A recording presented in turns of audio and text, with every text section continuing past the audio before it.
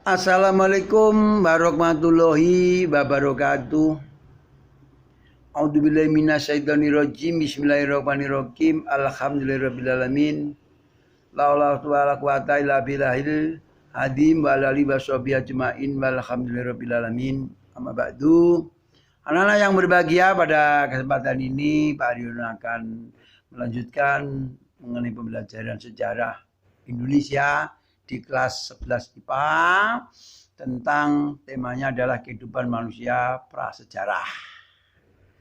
Zaman prasejarah Indonesia adalah zaman di mana kehidupan manusia Indonesia belum mengenal tulisan. Dalam arti kehidupan bangsa Indonesia belum meninggalkan prasasti atau bertulis. Hidup manusia masih tergantung pada alam. Apa yang dimakan, buah-buahan, hasil hutan, berburu binatang. Hidup mereka di dalam gua. Kadang-kadang kalau ada yang membuat rumah panggung di atas pohon, alat-alat yang kehidupan pada zaman prasejarah meliputi satu zaman Paleolitikum. Pada zaman ini alat yang dipergunakan manusia masih terbuat dari batu. Alat-alat itu contohnya kapak genggam, kapak perimbas, kapak penetak, beliung persegi, kapak lonjong, dan sebagainya. Mereka menggunakan busana dari kulit kayu maupun daun pisang. Hidup manusia purba Indonesia kebanyakan di lembah sungai. Karena sungai pada zaman dulu sebagai jalur lalu lintas untuk pelayaran, pergi ke sana kemari naik perahu. Dia belum menciptakan alat-alat transportasi darat, belum. Di samping untuk memandikan diri, untuk membersihkan diri, masak dan sebagainya. Manusia sangat membutuhkan air. Pada zaman ini hidup manusia masih mengembara, berpindah-pindah yang disebut nomaden. Dengan mengumpulkan hasil hutan yang berupa buah-buahan serta jenis umbi-umbian. Kedua, zaman Mesolitikum. Pada zaman ini disebut zaman batu madya. Hidup manusia sebagian ada yang menetap, ada yang masih mengembara, yang disebut semi-sedenter. Tetapi hidup manusia masih food gathering, dalam arti mengumpulkan hasil hutan untuk dikonsumsi. Ya. Di bidang religi, manusia masih mengenal sistem kepercayaan, animisme, dinamisme, fitisisme maupun totalisme. Animisme adalah suatu kepercayaan bahwa benda-benda tertentu dianggap memiliki roh. Misalnya tumbak, akik, keris, si kuning dan sebagainya dianggap memiliki roh. Dinamisme adalah suatu kepercayaan bahwa tempat-tempat tertentu dianggap memiliki kekuatan gaib seperti sadranan, benda-benda dari batu, sumber mata air, pohon yang besar dan sebagainya.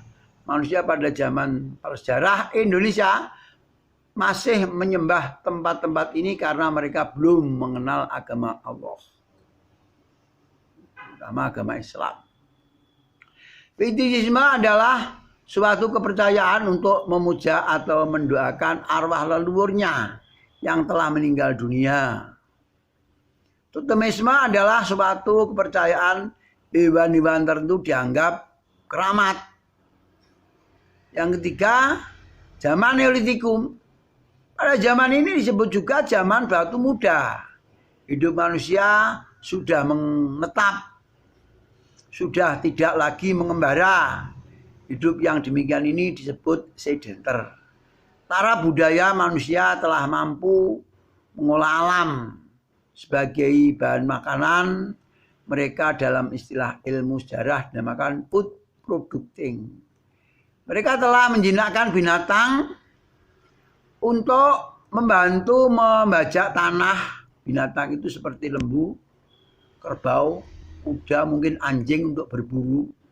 Manusia telah mampu membuat alat-alat dari tanah liat. Contohnya tempayan, aksamala, cowek atau lemper dan sebagainya. Pada zaman Neolitikum, manusia telah mampu membuat rumah di atas tanah serta mendirikan perkampungan. Ya, mereka sudah berkeluarga, suami istri sudah jelas, anak-anak mereka diasuh di dalam keluarga itu sudah mulai ada. Mereka hidup bercocok tanam. Tanaman yang utama di tanah manusia itu jenis ketela, umbi, padi, ya, masuk juga bentul, itu semuanya tanaman-tanaman yang paling mudah ditanam.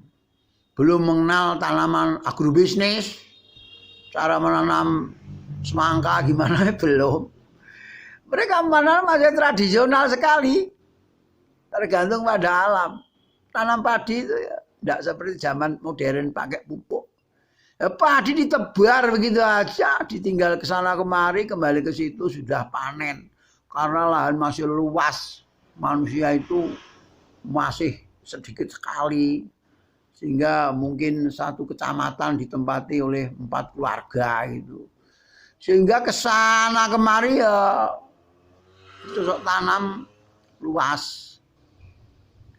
Mereka membuat alat-alat dari tanah liat, ya. Jadi untuk menyimpan hasil bumi, membuat tempayan dan sebagainya. Alat-alat rumah tangga yang terbuat dari kayu, dari tulang dan sebagainya. Mereka telah mengenal alat-alat yaitu teknik-teknik pengecoran logam.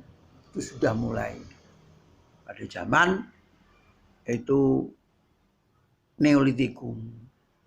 Ya. Mereka membuat rumah dari daun-daun seperti alang-alang dan sebagainya itu, jerami dan sebagainya itu.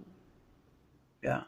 Jadi masih rumah panggung, kayu yang digunakan untuk membuat itu. Ya. Kemudian yang keempat, zaman Megalitikum. Pada zaman ini manusia telah membuat alat-alat dari batu besar seperti menhir, dolmen, punden berundak, waroga, sarkofagus dan sebagainya. Ya.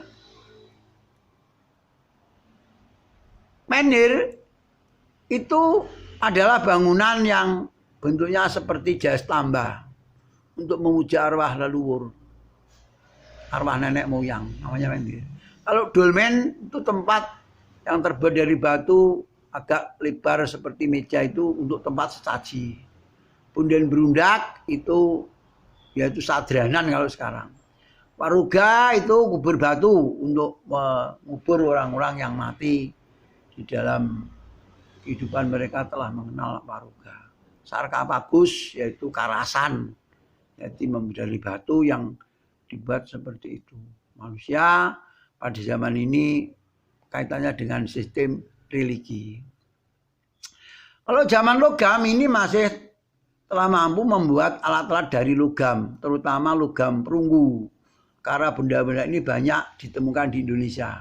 Benda-benda yang terbuat dari perunggu itu contohnya kapak sepatu, kapak corong, nekara, bejana perunggu, muko, manik-manik dan sebagainya. Nanti gambarnya saya tunjukkan, ya.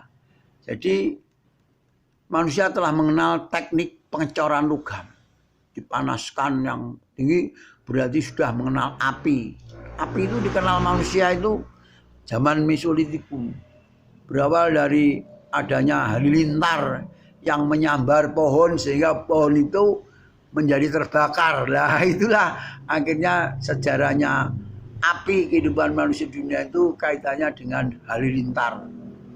Ya, menyambar pohon sehingga pohonnya sampai terbakar itu sangat dibutuhkan. Kemudian manusia menciptakan api itu dari batu jaspis yang digoreskan hingga menimbulkan percikan-percikan api untuk digunakan untuk membakar yaitu hasil berburu. Kalau mendapatkan binatang oleh dibakar itu sudah mengenal, ya. Pada zaman itu manusia sudah mulai agak canggih. Hidup manusia pada zaman ini jenis manusia Meganthropus paleojavanicus, artinya manusia raksasa yang besar dari Pulau Jawa. Ini fosilnya ditemukan di lembah Sungai Bengawan Solo. Kemudian ada yang dikenal yaitu Pithecanthropus erectus, manusia kera yang berjalan tegak, yang ditemukan sejarawan Belanda Enjin Bois di lembah Sungai Bengawan Solo di daerah Trinil Ngawi sana. Kemudian di Tulungagung pernah juga ditemukan yaitu Homo wajakensis, ditemukan di desa Wajak, tempat orang mencari marmer. Homo wajakensis diperkirakan adalah nenek moyangnya bangsa aborigin yang merupakan penduduk asli Australia. Sehingga dikatakan bahwa penduduk asli Australia itu nenek moyangnya adalah yaitu suku bangsa Homo wajakensis. Kalau Homo solensis, manusia yang berasal dari Solo yang ditemukan juga oleh von Koenigswald, di situ dalam arti manusia dari Solo. Yang ditemukan oleh lembaga paleontologi UGM itu seperti Homo sapien, artinya manusia cerdik yang ditemukan di lembah Sungai Bengawan Solo, ya, di daerah Sangiran sana. Kemudian Meganthropus paleojavanicus, manusia raksasa yang besar, ditemukan di Jawa. Kemudian ada juga Pithecanthropus mojokertensis, manusia kera yang berasal dari Mojokerto, dan juga Homo mojokertensis. Di samping juga di Indonesia banyak ditemukan di luar Jawa seperti Homo florensis di daerah Flores, juga ditemukan di Cina yaitu Homo pekinensis, juga ada Homo heidelbergensis, kemudian Homo neanderthalensis dan Homo africanus. Itu banyak ditemukan, nanti gambarnya kapan saya tayangkan lewat pembelajaran berikutnya ya, nanti dalam hal pengamatan. Ini Pak Seno masih menjelaskan dulu tentang kehidupan prasejarah Indonesia, di mana bangsa Indonesia itu dulunya bangsa yang berasal dari Teluk Tonkin, tapi ada juga yang merupakan penduduk asli orang Indonesia, ya. Itu yang perlu saya sampaikan, nanti gambarnya kapan saya tayangkan pada grup WA penjenengan, tinggal melihat begitu saja. Dari saya cukup sekian. Akhirul kalam, wabillahi taufik wal hidayah. Wassalamualaikum warahmatullahi wabarakatuh.